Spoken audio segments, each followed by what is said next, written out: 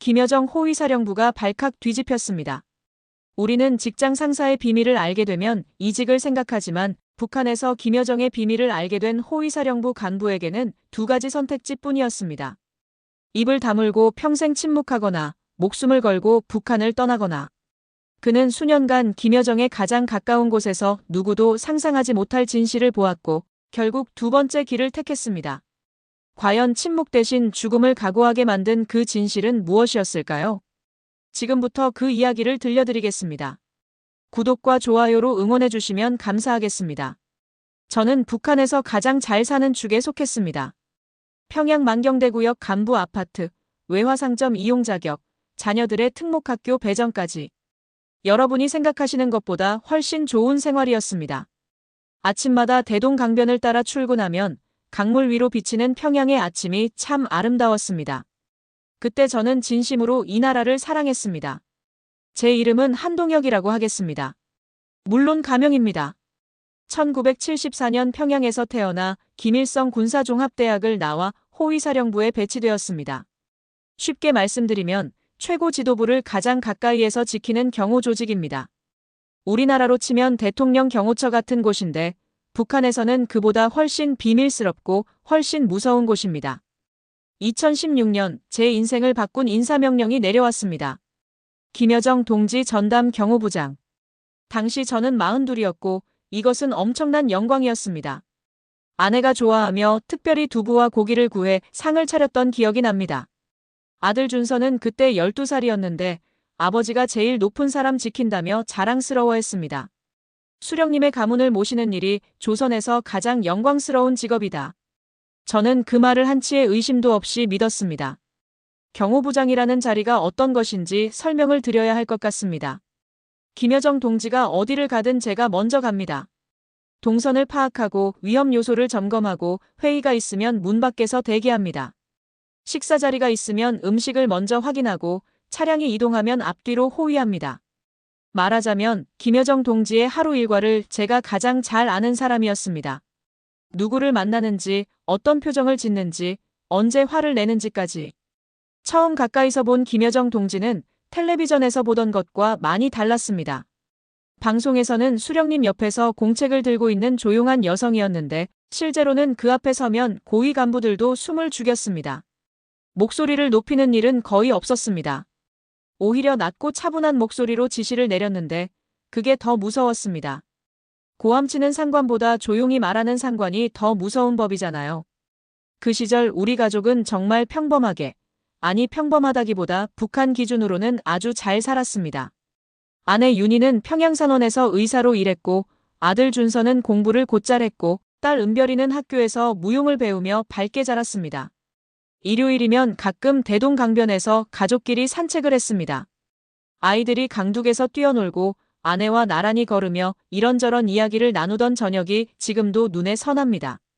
평양에 계신 어머니는 그때 70이 넘으셨는데 제가 좋은 자리에 있으니 약도 구하기 수월했고 먹을 것도 부족하지 않았습니다. 어머니는 손주들이 올 때마다 아끼고 아껴둔 사탕을 꺼내주시곤 했습니다. 여러분도 아시잖아요. 할머니들이 다 그렇잖아요.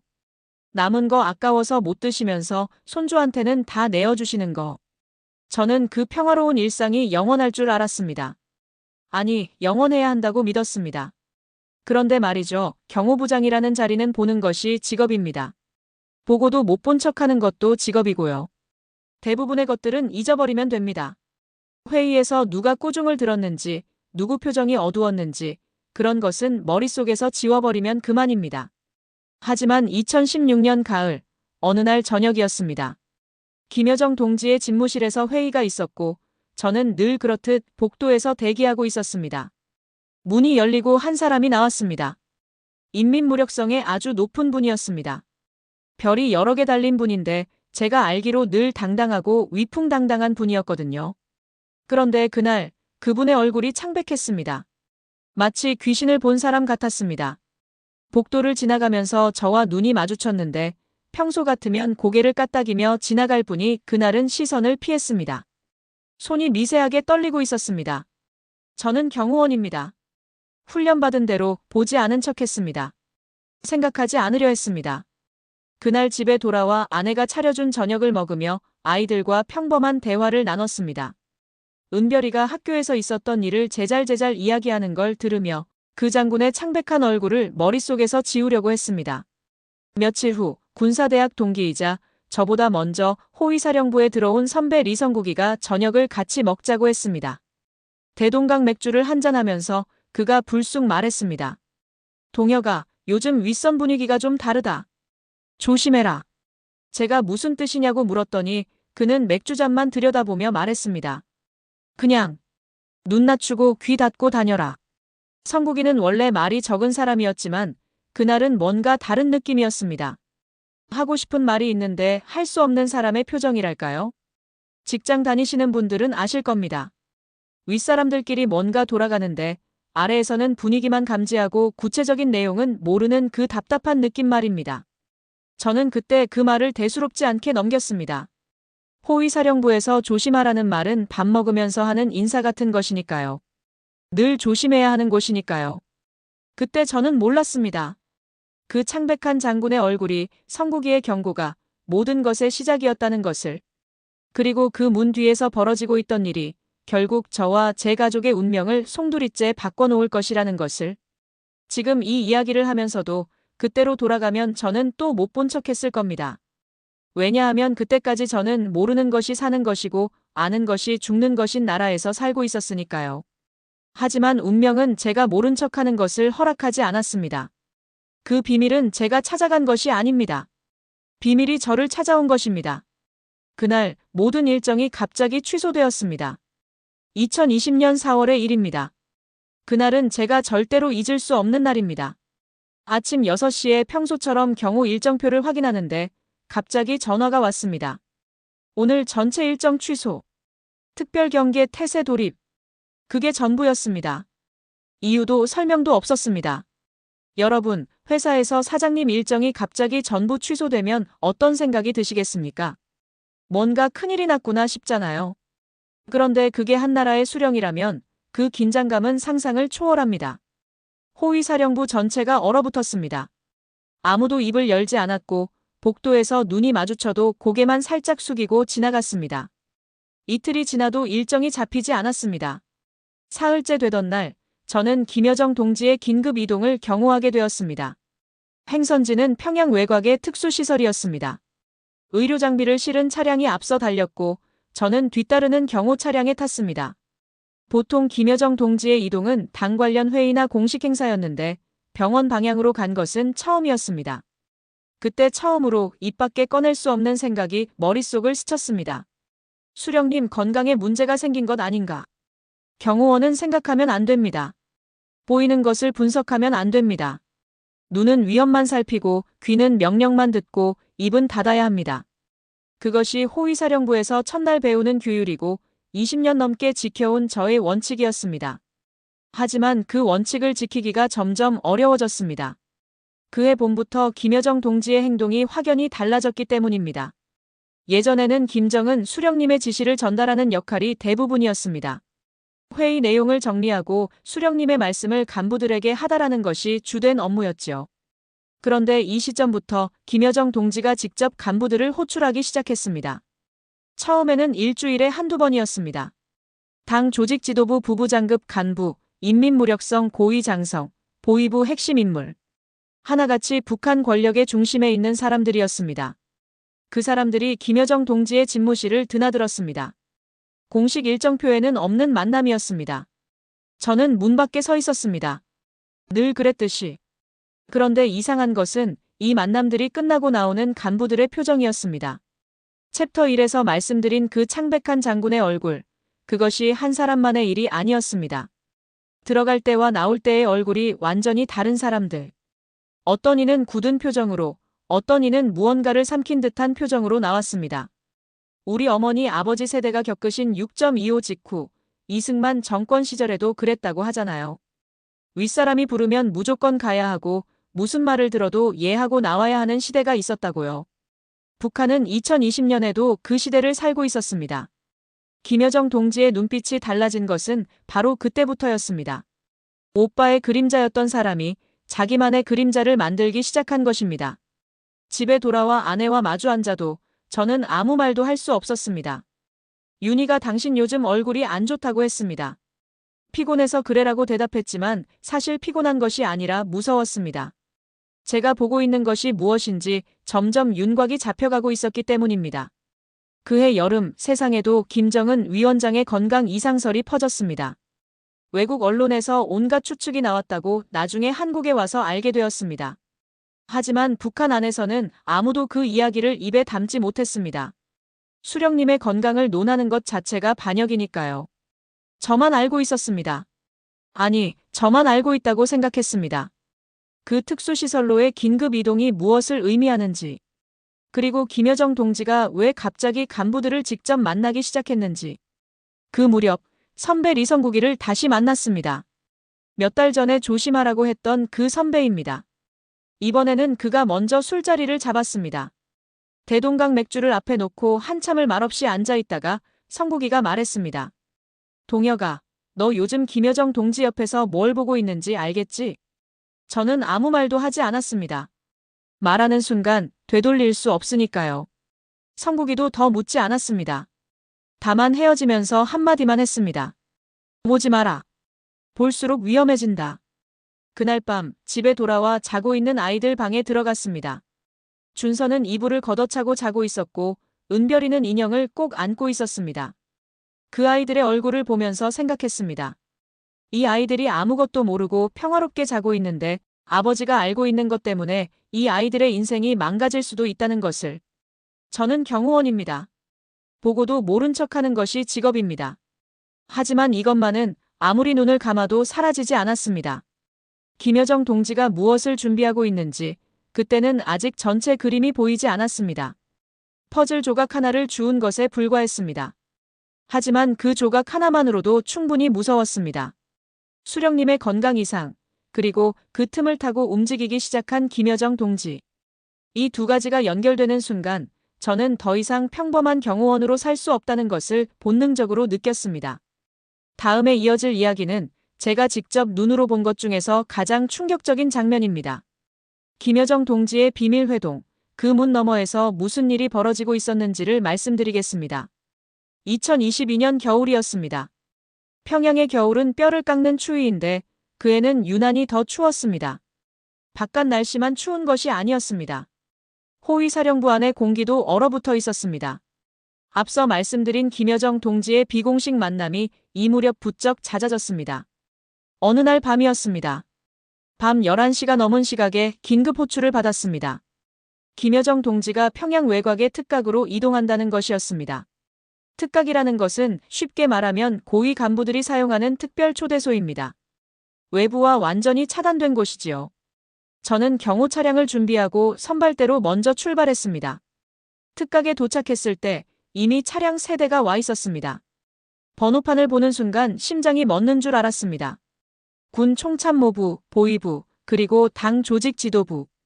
북한 권력의 새 기둥이라 할 수 있는 조직의 최고 위급 차량이었습니다. 이 세 곳의 수장급 인물이 한자리에 모이는 것은 공식적으로는 수령님, 주재회의 외에는 있을 수 없는 일입니다. 그런데 그 자리에 수령님은 계시지 않았습니다. 김여정 동지가 그 자리를 주재하고 있었습니다. 저는 회의실 바로 바깥 복도에 배치되었습니다. 경호부장의 위치는 항상 문과 가장 가까운 곳입니다. 특각의 벽은 두꺼웠지만 그날따라 목소리가 조금씩 새어나왔습니다. 아마 격앙된 분위기 때문이었을 겁니다. 단편적으로 들린 말들이 있습니다. 만약의 사태에 준비가 되어 있어야 합니다. 수령님께는 아직 군부가 먼저 움직여야. 문장이 완전하게 들리지는 않았습니다. 하지만 조각들을 맞추면 그 의미는 하나였습니다. 여러분, 직장에서 상사의 비밀 회의를 우연히 엿듣게 된 적 있으시죠?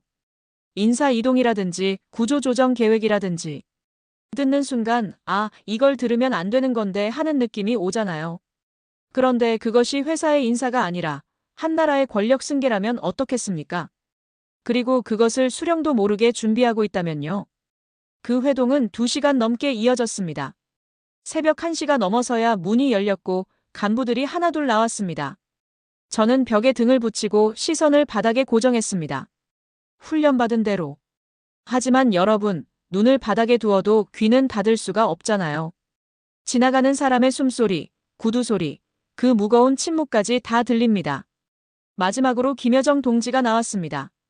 저와 눈이 마주쳤습니다. 짧은 순간이었지만 그 눈빛에서 제가 읽은 것은 분명했습니다. 너는 여기 있었지. 알고 있지. 아무 말도 하지 않았지만 그 침묵이 말보다 무서웠습니다. 이런 비밀 회동이 그날 한 번으로 끝나지 않았습니다. 그 후로도 서너 차례 장소를 바꿔가며 비슷한 모임이 있었습니다. 오는 사람의 얼굴은 매번 조금씩 달라졌지만 회동의 성격은 같았습니다. 늦은 밤, 비공식 수령님 부재. 그리고 나올 때마다 무언가를 삼킨 표정의 간부들. 처음에는 제가 잘못 본 줄 알았습니다. 두 번째는 우연이라고 생각했습니다. 세 번째부터는 더 이상 모른 척할 수 없었습니다. 김여정 동지는 김정은 수령님의 건강 악화를 기회로 군부와 당의 핵심 인물들을 자기 편으로 만들고 있었습니다. 수령님이 쓰러지는 순간 즉각 권력을 장악할 수 있도록 미리 판을 짜고 있었던 것입니다. 말하자면 보험을 들고 있었던 겁니다. 수령님 모르게. 여러분도 아시다시피 북한에서 수령의 권위에 도전하는 것은 상상조차 할 수 없는 일입니다. 아버지 김정일 시대부터 내려온 유일영도 체계, 그것은 하늘의 뜻처럼 절대적인 것이었습니다. 그런데 김여정 동지가 하고 있는 것은 겉으로는 오빠를 보좌하면서 속으로는 오빠 이후를 준비하는 것이었습니다. 이것이 드러나면 반역입니다. 그리고 이것을 아는 저는 살아있는 시한폭탄이 된 셈이었습니다. 집에 돌아와 잠을 이룰 수 없었습니다. 아내 윤희가 옆에서 자고 있는데 저는 천장만 바라보았습니다. 이 비밀을 안고 어떻게 살아야 하는가? 말할 수도 없고 잊을 수도 없고 누군가에게 털어놓으면 그 사람까지 위험해집니다. 혼자 삼키고 있어야 하는 비밀, 그것이 사람을 얼마나 갉아먹는지 여러분은 상상이 되시겠습니까? 그 시절 밤마다 같은 꿈을 꾸었습니다. 복도에 서 있는데 문이 열리고 김여정 동지가 저를 가리키며 말합니다. 저 사람이 알고 있다. 그러면 사방에서 보위부 요원들이 달려오고 저는 도망치려 하는데 다리가 움직이지 않는 꿈. 땀에 젖어 깨면 새벽 3시, 4시. 옆에서 자는 아내와 아이들 방에서 들려오는 숨소리가 그때만큼은 이 세상에서 가장 소중한 소리였습니다. 여러분, 직장 상사의 비밀을 알게 되면 이직을 생각하잖아요. 그런데 북한에서 김여정의 비밀을 알게 되면 이직이 아니라 목숨을 걱정해야 합니다. 사표를 낼 수도 없고 다른 부서로 옮길 수도 없습니다. 아는 순간 두 가지 선택지뿐입니다. 편이 되거나 사라지거나. 저는 아직 어느 쪽도 선택하지 못한 채 매일 그 문 앞에 서 있었습니다. 다음 이야기에서는 그 선택을 하지 않은 사람에게 무슨 일이 벌어지는지를 말씀드리겠습니다. 제 선배 리성국이에게 일어난 일입니다. 2023년 봄, 선배 리성국이가 사라졌습니다. 하루아침에 흔적도 없이. 어제까지 호위사령부 복도에서 마주치며 고개를 끄덕이던 사람이 다음 날 아침에는 존재 자체가 지워져 있었습니다. 사무실에 그의 자리는 깨끗이 치워져 있었고 아무도 그의 이름을 입에 올리지 않았습니다. 여러분, 직장에서 동료가 갑자기 안 나오면 어떻게 하시겠습니까? 전화도 해보고 걱정도 하잖아요. 그런데 북한에서는 다릅니다. 사람이 사라지면 그 사람에 대해 묻는 것 자체가 범죄입니다. 왜 없어졌는지 궁금해하는 것도 위험하고 걱정한다고 말하는 것도 위험합니다. 그냥 원래 없었던 사람처럼 아무 일도 없었던 것처럼 살아야 합니다. 며칠 후 비공식적으로 소문이 돌았습니다. 리성국 대좌, 반당 종파 행위 혐의로 체포. 정치범수용소 이송. 저는 그 소문을 듣는 순간 다리에 힘이 풀렸습니다. 성국이를 저보다 더 잘 아는 사람은 없습니다. 군사대학을 같이 다녔고 호위사령부에 먼저 들어가서 저에게 이것저것 가르쳐준 선배이자 형 같은 사람입니다. 그 사람이 반당 행위를 했다고요? 수령님께 목숨을 바치겠다고 매일 아침 맹세하던 사람이. 저는 알고 있었습니다. 성국이의 진짜 죄목을. 그는 김여정 동지의 비밀 포섭을 거부한 것입니다. 편이 되라는 제안을 받고 저는 수령님만 모시겠습니다라고 답한 것이 그의 죄였습니다. 그것뿐이 아니었습니다. 성국이가 끌려간 후 일주일쯤 되었을 때 그의 가족도 사라졌습니다. 아내와 12살 난 딸. 연좌제입니다. 여러분, 연좌제라는 말은 들어보셨을 겁니다. 한 사람의 죄를 가족 전체에게 묻는 것입니다. 6.25 이후 남한에서도 연좌제의 아픔이 있었잖아요. 빨갱이 가족이라는 낙인, 그 고통을 겪으신 분들이 이 나라에도 계시지 않습니까?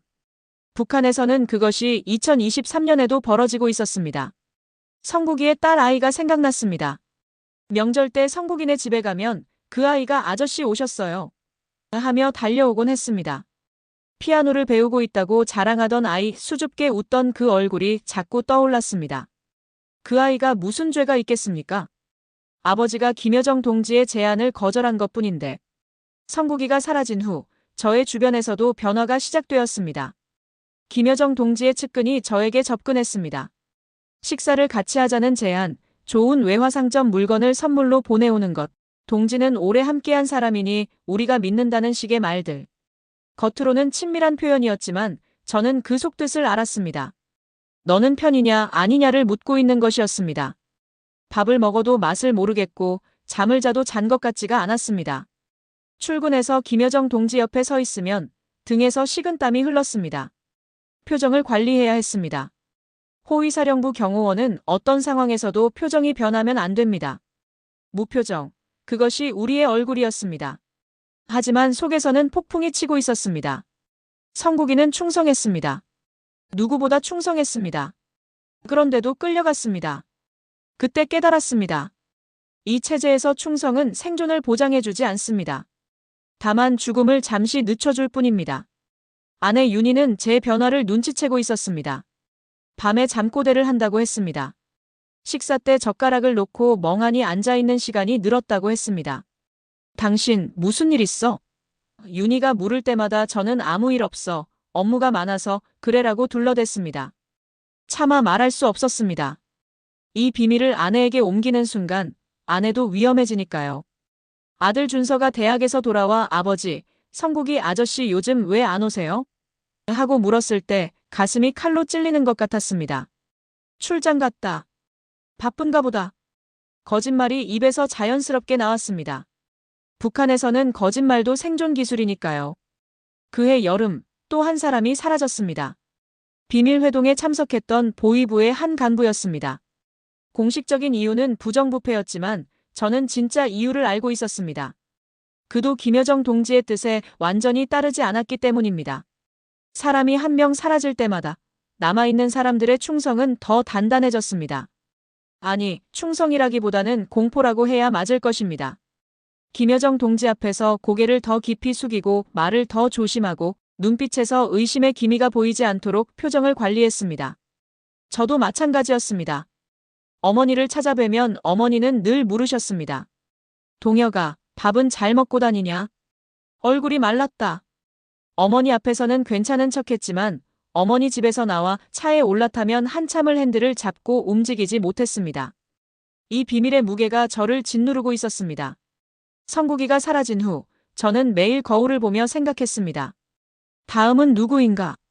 그리고 언젠가는 그 거울 속의 사람이 될 수도 있다는 것을. 그 무렵부터 태어나서 한 번도 해본 적 없는 생각이 머릿속에 자라나기 시작했습니다. 이 나라를 떠나야 하는 것 아닌가? 하지만 그 생각은 너무 무서워서 생각하는 것 자체를 생각하지 않으려 했습니다. 평양의 간부가 호위사령부의 경호부장이 탈북이라니. 그것은 반역이고 자살이고 미친 짓이었습니다. 하지만 성국이 딸의 얼굴이 밤마다 꿈에 나타나 저를 바라보았습니다. 아저씨, 저는 왜 여기 있어요? 꿈속에서 그 아이의 목소리가 들릴 때마다 저는 땀에 젖어 깨어났습니다. 다음 이야기에서는 그 미친 생각이 결심으로 바뀌는 순간을 말씀드리겠습니다. 2025년 초 제가 가장 두려워하던 일이 현실이 되었습니다. 보위부 내부에서 저에 대한 동향 파악이 시작되었다는 정보가 들어온 것입니다. 호위사령부 안에도 제 편이라고 할 수는 없지만 오랜 시간 같이 근무하며 정이 든 사람이 있었는데 그가 몰래 귀띔해 주었습니다. 형님, 보위부에서 형님 이름이 나왔습니다. 조심하셔야 합니다. 잠이 완전히 사라졌습니다. 밤새 천장을 바라보며 생각했습니다. 보위부의 동향 파악이라는 것은 아직 체포 단계는 아닙니다. 하지만 그것은 시간 문제라는 뜻이기도 합니다. 성국이도 처음에는 동향 파악에서 시작되었고 그 다음에 직위 해제, 그리고 어느 날 아침 사라졌습니다. 같은 수순을 밟고 있는 것이었습니다. 두 가지 선택지뿐이었습니다. 김여정 동지의 편이 되어 비밀의 공범자가 되거나 이 나라를 떠나거나 편이 된다고 해도 안전하다는 보장이 없었습니다. 나중에 입막음을 위해 제거될 수도 있으니까요. 성국이처럼 충성을 바쳐도 버려지는 마당에 비밀을 아는 사람을 영원히 살려둘 리가 없잖아요. 남아서 언제 죽을지 모르는 공포 속에 살 것인가, 죽을 각오로 떠날 것인가. 제 인생에서 가장 긴 밤이었습니다. 2025년 3월의 어느 밤, 저는 아내 윤희에게 모든 것을 털어놓았습니다. 아이들이 잠든 후 거실 불을 끄고 소파에 나란히 앉아서 김여정 동지의 비밀 회동, 성국이가 숙청된 진짜 이유, 그리고 보위부의 동향 파악. 윤희의 얼굴이 하얗게 변했습니다. 미쳤어? 당신이 그런 걸 알고 있었어? 윤희의 첫 마디였습니다.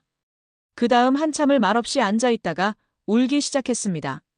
소리 없이 어깨만 떨면서 부부라는 것이 이런 순간에 말이 필요 없는 것이더군요.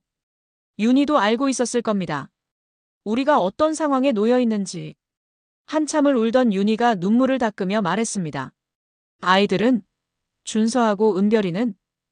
그 한마디에 저도 눈물이 났습니다.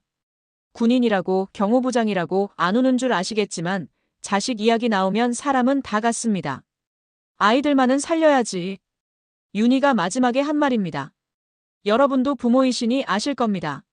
내가 죽는 건 참을 수 있어도 자식이 다치는 건 참을 수 없잖아요. 성국이 딸이 아버지 때문에 끌려간 것처럼 우리 은별이와 준서가 그렇게 될 수는 없었습니다. 탈출을 결심한 후 모든 것이 달라졌습니다. 매일 출근하면서 머릿속으로는 탈출 루트를 그렸습니다. 경호부장의 권한을 최대한 이용해야 했습니다. 지방시찰 경호 명목으로 출장을 갈 수 있는 자격, 외화를 일부 보유할 수 있는 권한, 그리고 국경지역 상황에 대한 정보 접근. 이것들이 제가 가진 유일한 무기였습니다. 브로커를 구하는 것이 가장 위험했습니다. 호위사령부 간부가 탈북 브로커를 접선한다? 들키면 즉시 총살입니다. 하지만 이미 죽을 각오를 한 사람에게 겁줄 것은 많지 않습니다. 중국과 거래가 있는 무역 일꾼을 통해 여러 단계를 거쳐 브로커와 연결되었습니다. 준비하는 데 석 달이 걸렸습니다. 가장 어려운 것은 돈도 아니고 루트도 아니었습니다. 아들 준서를 데려오는 것이었습니다. 준서는 21살 대학에 다니고 있었습니다. 아내가 준서에게 전화해서 어머니가 갑자기 편찮으시다. 빨리 평양으로 와라라고 했습니다. 거짓말이었습니다. 하지만 이 거짓말이 아들의 목숨을 살리는 거짓말이 될 것이었습니다. 준서가 평양에 돌아온 후에야 저는 아이에게 사실을 말했습니다. 아버지가 미쳤어요? 준서의 반응은 아내와 똑같았습니다. 21살 청년의 눈에 공포가 지나갔습니다. 그러다 은별이는요? 라고 물었습니다. 형이 동생을 먼저 걱정하는 것을 보며 이 아이를 잘 키웠구나 하는 생각이 들었습니다. 슬프면서도 출발 일주일 전 어머니를 찾아뵈었습니다. 77의 어머니는 무릎이 안 좋으셨지만 손주들이 오면 항상 일어나 맞아주셨습니다. 그날도 은별이를 보자마자 우리 은별이 왔구나 하며 품에 안으셨습니다. 저는 어머니께 출장을 좀 길게 다녀오겠습니다 라고 말씀드렸습니다. 어머니는 고개를 끄덕이시며 조심해서 다녀와라. 밥 잘 챙겨 먹고라고 하셨습니다. 늘 하시던 말씀입니다. 그런데 그날은 그 말씀이 가슴에 모처럼 박혔습니다. 돌아서는 제 등 뒤로 어머니의 목소리가 들렸습니다. 동혁아, 빨리 와라. 현관문을 나서면서 눈물을 참았습니다. 복도에서 아내와 눈이 마주쳤는데 윤희도 울고 있었습니다. 은별이가 엄마 왜 울어? 하고 물었을 때 윤희가 할머니가 보고 싶어서 그래라고 답했습니다. 어머니, 불효자를 용서해 주십시오. 출장 간다고 해놓고 이것이 마지막이 될 줄은 차마 말씀드리지 못했습니다. 어머니 손을 마지막으로 잡은 그날의 온기가 지금도 이 손에 남아 있습니다. 2025년 7월 출발 날짜가 잡혔습니다. 신의주 방면 경호시찰 출장이라는 명목. 가족 4명이 한꺼번에 움직이면 눈에 띄기 때문에 저와 준서가 먼저 윤희와 은별이가 하루 뒤에 따로 이동하는 것으로 계획을 짰습니다. 출발 전날 밤 잠든 아이들 방에 들어가 한참을 서 있었습니다. 이 아이들을 위해 목숨을 거는 것이다. 실패하면 우리 가족 모두 끝이다. 하지만 이대로 있어도 끝이다. 그렇다면 차라리 움직이는 쪽을 택하자. 제가 김여정의 비밀을 몰랐다면 저는 지금도 평양에서 경호부장으로 살고 있을 겁니다. 그 비밀이 저를 살린 건지, 저를 죽음으로 내몬 건지, 그때는 알 수 없었습니다. 한 가지 확실한 것은 더 이상 그 문 앞에 서 있을 수 없다는 것이었습니다. 다음 이야기에서는 우리 가족이 압록강을 건너는 그 밤의 이야기를 들려드리겠습니다. 2025년 7월 18일 밤 11시. 압록강 상류의 한 지점에 우리 가족 4명이 서 있었습니다. 브로커가 정해준 도하 지점이었습니다. 한여름이었지만 강바람이 불어오니 소름이 돋았습니다. 추워서가 아닙니다. 무서워서였습니다. 여기까지 오는데 이틀이 걸렸습니다. 저와 아들 준서가 먼저 평양을 떠나 신의주 방면으로 이동했고 하루 뒤에 아내 윤희와 딸 은별이가 합류했습니다. 신의주에서 브로커의 안내를 받아 강변마을로 들어왔습니다. 마을이라고 해도 집 몇 채 있는 조용한 곳이었는데 브로커가 미리 준비해둔 빈집에서 해가 지기를 기다렸습니다. 은별이가 떨고 있었습니다. 17살 아이에게 이것이 어떤 상황인지 완전히 설명할 수는 없었습니다. 다만 아버지가 시키는 대로만 하면 된다라고 했고 은별이는 고개를 끄덕였습니다. 그 아이의 눈에 두려움이 가득한데도 고개를 끄덕이는 것을 보며 미안해서 가슴이 찢어지는 것 같았습니다. 아버지, 우리 괜찮은 거죠? 은별이가 작은 목소리로 물었습니다. 괜찮다. 아버지가 지켜줄 테니까. 평생 수령의 경호를 했던 사람이 처음으로 진짜 지켜야 할 사람들 앞에 섰습니다. 브로커가 신호를 보냈습니다. 강 건너편 중국 쪽에서 불빛이 2번 깜빡였습니다. 건너도 좋다는 뜻이었습니다. 7월의 압록강은 장마철이라 수위가 높았습니다. 보통 때라면 허리까지 오는 물이 그날은 가슴까지 찼습니다. 준서가 앞장섰습니다. 21살 청년이니 체력은 걱정이 없었습니다. 저는 은별이를 업었습니다. 아내 윤희는 제 뒤를 따랐습니다. 브로커가 밧줄 하나를 건네주며 말했습니다. 이거 잡고 놓지 마시오. 물살이 세니까 절대 놓으면 안 됩니다. 강에 들어서는 순간 차가운 물이 발목을 감쌌습니다. 한여름인데도 강물은 놀라울 정도로 차가웠습니다. 한 걸음, 2걸음.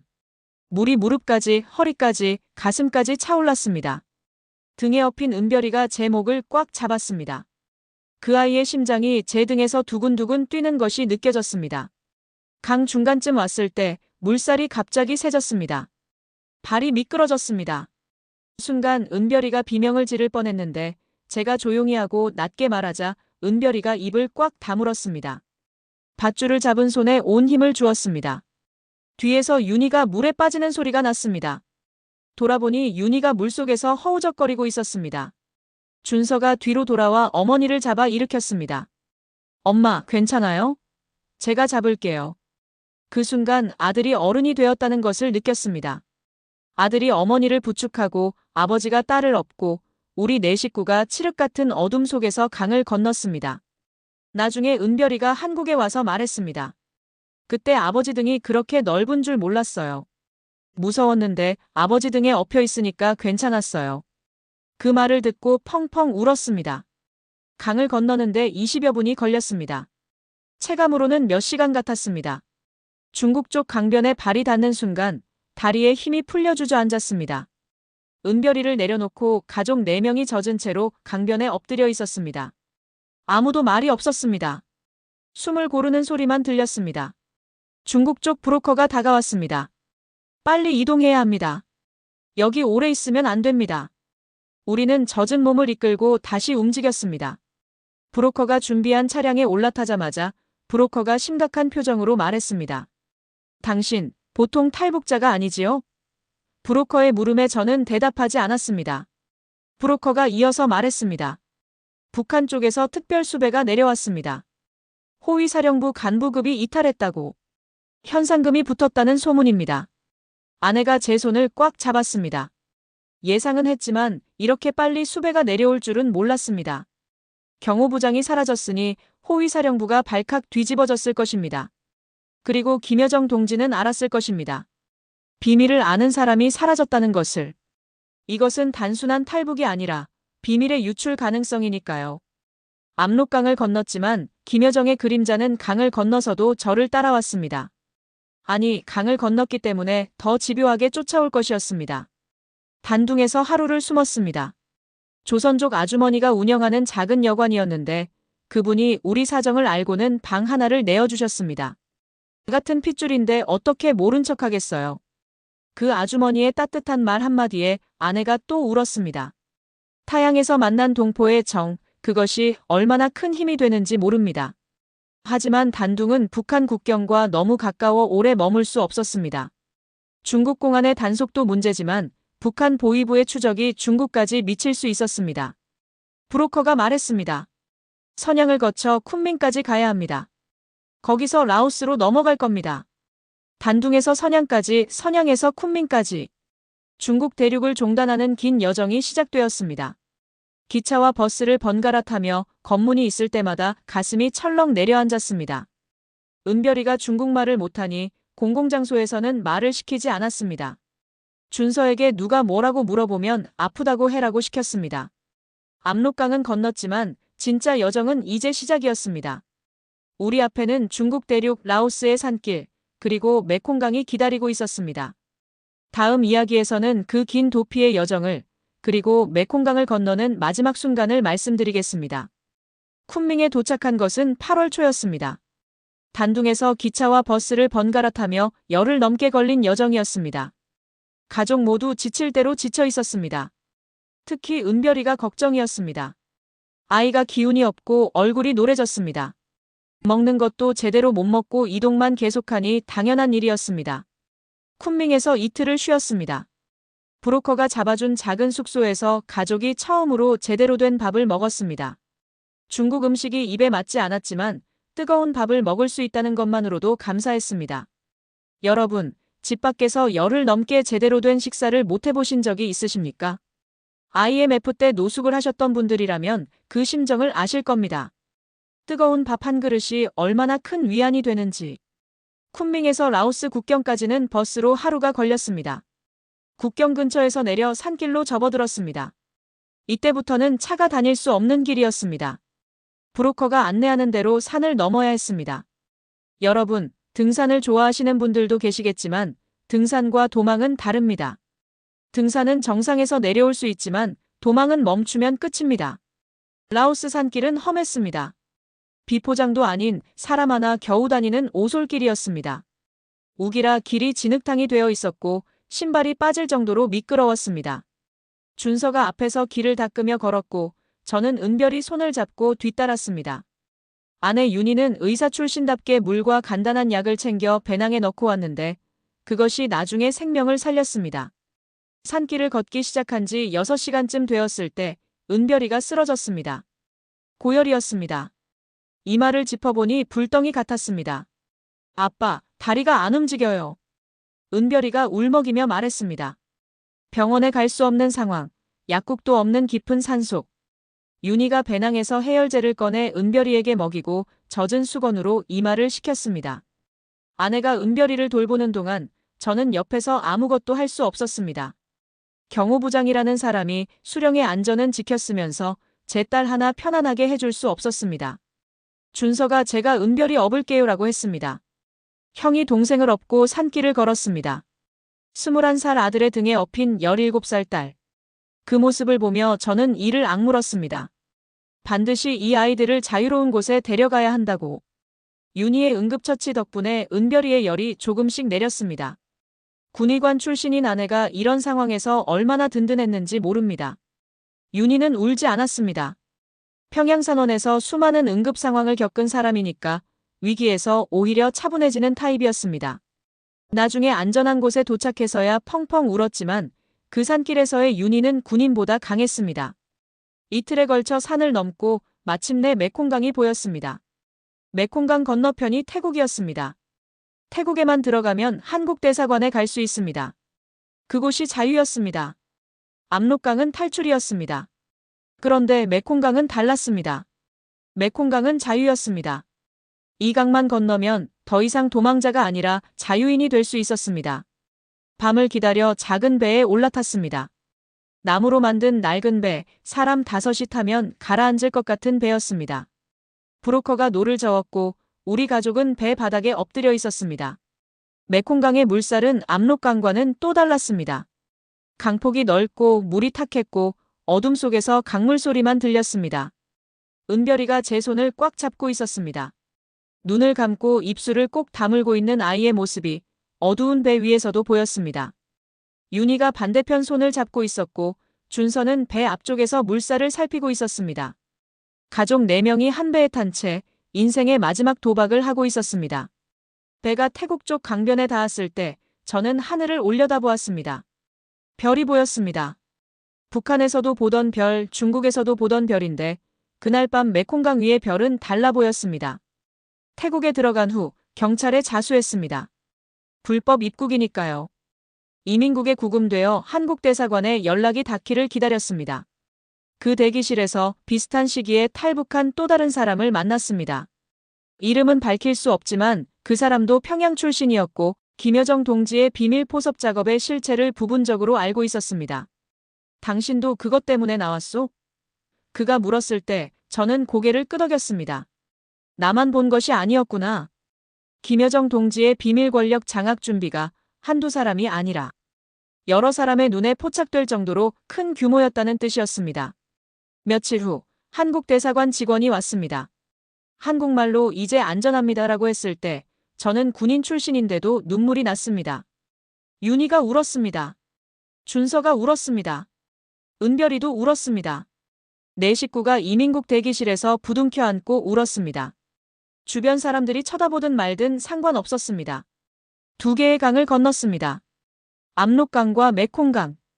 그 2강 사이에 중국 대륙과 라오스의 산길이 있었고 공포와 절망과 간절한 희망이 있었습니다. 그리고 마침내 자유가 있었습니다. 방콕에서 비행기를 탔습니다. 인천행. 비행기 안에서 은별이가 창밖을 보며 말했습니다. 아빠, 구름 위에서 보니까 나라 경계가 안 보여요. 17살 아이의 그 말이 그 어떤 정치 연설보다 가슴에 와닿았습니다.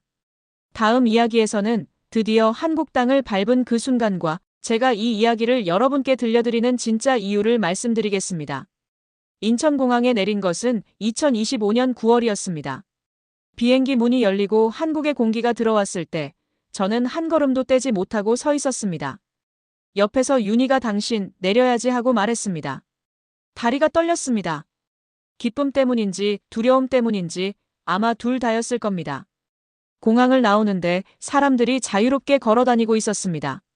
누가 감시하는 것도 아니고 어디로 가는지 보고할 필요도 없이 그냥 자기가 가고 싶은 곳으로 걸어가고 있었습니다. 여러분에게는 너무나 당연한 풍경이겠지만 저에게는 그것이 기적이었습니다.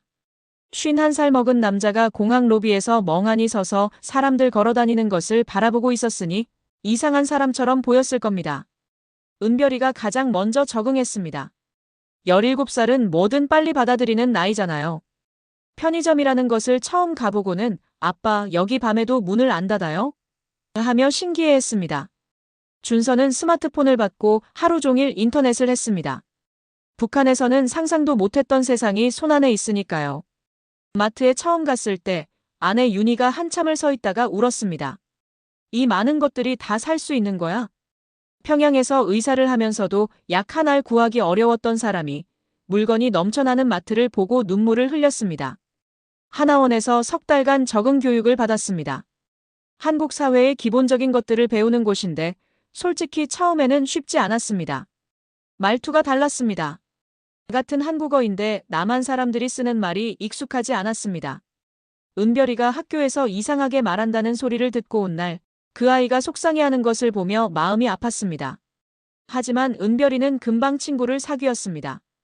젊은 사람들은 적응이 빠르더군요. 저는 적응이 더뎠습니다. 50이 넘은 나이에 완전히 새로운 세상에 던져진 것이니까요. 교통카드 쓰는 법, 은행 업무 보는 법, 인터넷으로 물건을 사는 법. 여러분이 매일 아무 생각 없이 하는 일들이 저에게는 하나하나가 도전이었습니다. 하지만 불평할 수는 없었습니다. 이 모든 불편함은 자유의 부산물이니까요. 이제 제가 이 이야기를 여러분께 들려드리는 진짜 이유를 말씀드리겠습니다. 저는 약 10년간 김여정 동지의 가장 가까운 곳에서 경호를 담당했습니다. 그 기간 동안 제가 목격한 것의 전모를 처음으로 말씀드립니다. 김여정은 김정은 위원장의 건강이 악화되기 시작한 시점부터 체계적으로 권력 승계를 준비하고 있었습니다. 이것은 단순히 만약을 대비한다는 수준이 아니었습니다. 군 총참모부의 핵심 장성들, 보위부의 실권자들, 당 조직 지도부의 요직에 있는 간부들을 하나하나 자기 편으로 포섭해갔습니다.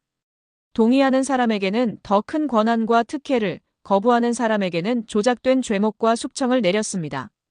김정은이 쓰러지는 순간 김여정이 즉각 권력을 장악할 수 있도록 미리 모든 판을 짜놓은 것입니다.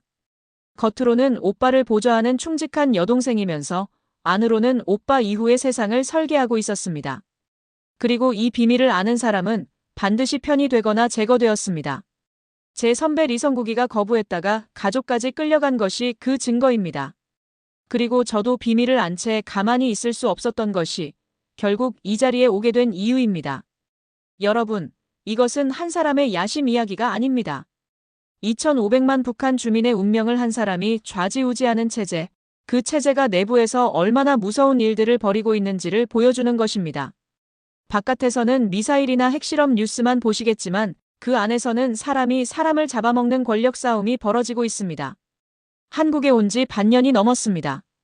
아들 준서는 대학 편입을 준비하고 있고 딸 은별이는 학교에 잘 적응하고 있습니다. 아내 윤희는 한국 의사 면허를 따기 위해 공부를 시작했습니다. 가족이 건강하고 자유롭고 안전합니다. 그것만으로도 이 모든 고통을 겪은 보람이 있습니다.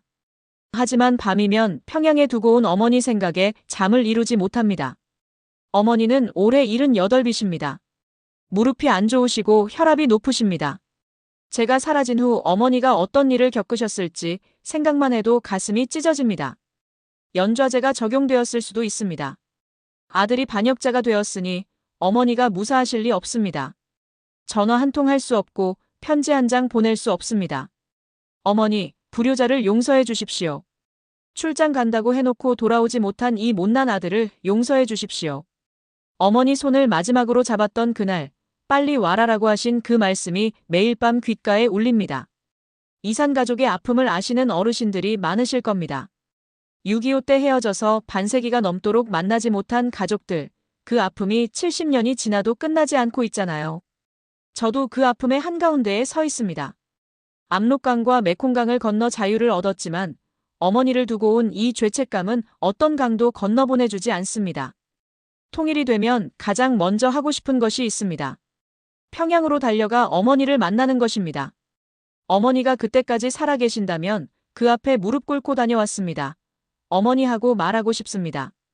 여러분, 긴 이야기를 끝까지 들어주셔서 감사합니다. 저는 김여정의 비밀을 알게 된 경호부장이었습니다. 그 비밀은 저의 평범한 삶을 송두리째 빼앗아갔지만 대신 자유를 주었습니다. 침묵했다면 아마 지금도 평양의 그 문 앞에 서 있었을 겁니다. 아니, 성국이처럼 이미 사라졌을 수도 있습니다. 북한에는 지금도 수천만의 사람들이 자유가 무엇인지도 모른 채 살아가고 있습니다. 편의점이 뭔지, 인터넷이 뭔지 하고 싶은 말을 자유롭게 하는 것이 어떤 것인지 모르는 사람들입니다. 여러분이 매일 누리시는 이 자유가 그곳에서는 목숨을 걸어야 얻을 수 있는 것입니다. 제가 이 이야기를 하는 이유는 북한의 진실이 더 많이 알려지기를 바라기 때문입니다. 여러분의 관심이 북한 동포들에게 힘이 됩니다. 관심을 가져주시는 것만으로도 그곳에 갇혀있는 사람들에게 희망이 됩니다. 우리는 같은 민족입니다. 같은 말을 쓰고 같은 김치를 먹고 같은 하늘 아래 살고 있습니다. 다만 그 사이에 강 하나, 철조망 하나가 놓여 있을 뿐입니다. 우리 세대에 그것이 거치는 날을 볼 수 있기를 간절히 바랍니다. 이 영상이 도움이 되셨다면 구독과 좋아요 부탁드립니다. 여러분의 관심이 더 많은 탈북민